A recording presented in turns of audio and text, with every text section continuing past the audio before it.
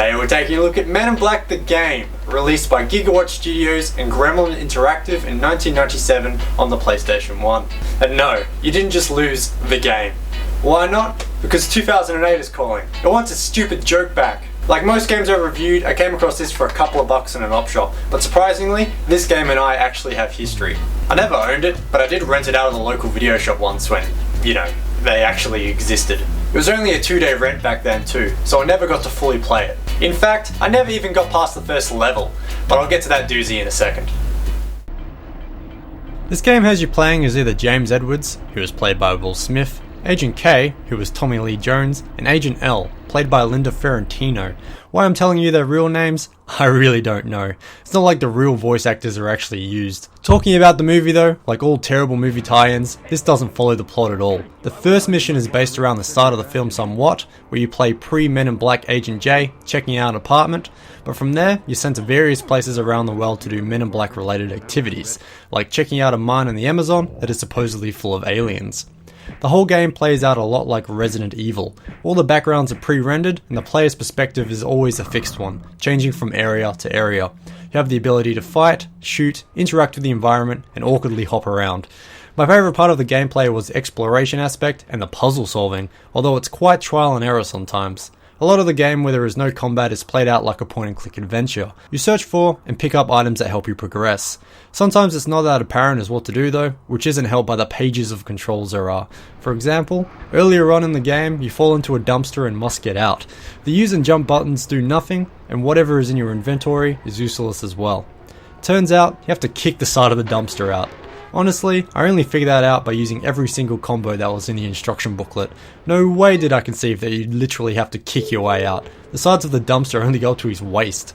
I'm surprised I hired him at all, really. Seriously, if you were stuck in a 3-foot tall dumpster, do you A, climb out, B, undo a latch, or C, kung fu the side out? If you pick C, then you're all muscles and no brains, but qualified to be a man or woman in black apparently, or Andy Warhol.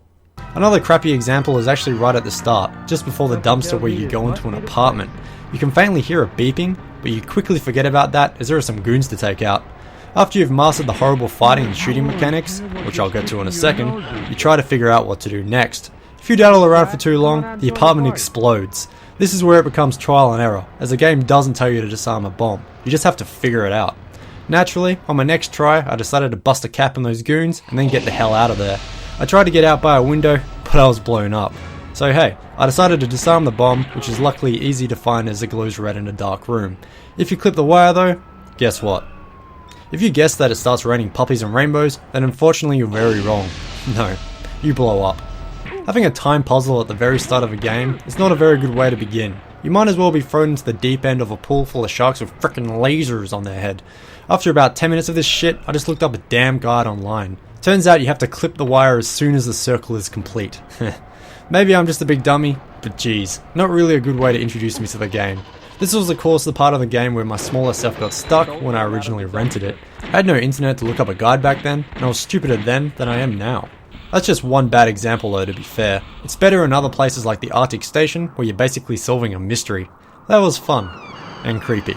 Yeah, fun and creepy, a recipe to a good time. I generally enjoyed those parts, but it's too bad they started the game on such a low note. I can see it scaring some gamers away, like when I originally rented it. The combat in this game, for lack of a better way of saying it, is a joke. Not a funny one either, more like the one your math teacher would tell, like, what happened to the plant in math class? It grew square roots, You could be facing an alien or a guard or whatever and handing out kicks like you're in a dumpster, but they won't be making any contact. You can be right up to them closely too, and you won't even hit them. They won't be able to hit you either actually. You get stuck in this endless battle where you're both attacking each other, but no contact is being made. Contact can only be made if you're a very certain distance away from them, and if they keep moving, this comes a hassle. So what you do is trap them in a corner and go right with the attacks until they eventually die. Turns out they can't escape and barely fight back if you do that. Ultimately though, I also found that unless it was an end fight, you could just bypass the enemy by running around them and carrying on your merry way and the game won't punish you. This causes problems if you need to search them after you've killed them, but some enemies explode on death anyway, so you have absolutely no incentive to bother engaging with them at all. The shooting mechanics are a little bit better, but awkward nonetheless. You have to hold down circle while aiming with the left and right buttons and shooting with the up button. It's easy to get used to though, and this was a pre-dual stick game, remember, so the developers had to make do. The problems I encountered though was that you couldn't shoot enemies close up. You'd have to sort of run away and then shoot them from a distance. Plus the fact that there isn't much ammo in the game, so it's all kind of fruitless anyway. It's much easier to go through the game kicking and dodging. The real highlight of the game is the graphics. It is basically the only thing that comes close in quality to Resident Evil, which are very obviously trying to emulate. All the renderings are quite detailed for the time, and the lighting in them really sets the right moods. I doubt there were many games that looked this good on the PlayStation at the time. I really do hope the 3D visualization team went on to do bigger and better things after this game, because their talent was wasted here. The cutscenes show real originality too. I wish my channel had that. They're in an animated comic style, basing the illustrations off a 1960s mod feel, but maybe a little less groovy, sticking with primary colours and silhouettes. Sure, animated cutscenes are everywhere now in video games, but I can't imagine there are many games that featured them before this one. Unfortunately, the sound department didn't put in as many hard yards, as the audio quality is nowhere near the graphics. In fact, sometimes it's just plainly lacking. There was literally a boss fight that had no music, while when the music does play, it seems out of place. This game has a tendency to play spooky atmospheric music when there is nothing going on. It's confusing to say the least.